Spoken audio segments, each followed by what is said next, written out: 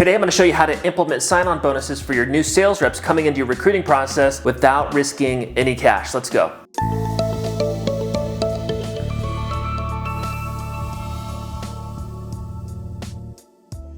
Hey guys, it's Ryan Holman, founder of Sales Recruiting University, back with another weekly video. SRU is now a 46-person company. We recruit well over 1,000 commission-based sales reps every single month and growing, and help clients with things like compensation, onboarding, training, management, culture, retention. And in these weekly videos, we bring you unique content that's coming up for our clients in our coaching program. And so today we're talking about sign-on bonuses, but we're also talking about not risking any of your cash in the process. So the reason that this is kind of cool is because in the recruiting process, when you're recruiting commission-based sales reps, which is what our niche is, it's not an easy thing. We want to get high volumes of candidate leads coming through the recruiting process. We want to make it easier for them to say yes to working with us. And ideally, we want to provide them an opportunity that has carrots in front of them to push forward through the ramp-up period so they can actually retain, resulting into sales production, a good income, and more revenue for your business. And this sign-on bonus idea is not your traditional type of sign-on bonus. You may have heard like larger companies that do 9 figures plus, offering $10, $20, $50, $100,000, usually to sales leaders to come over to their usually direct sales organization, and that leader is actually bringing reps with them. And even in those cases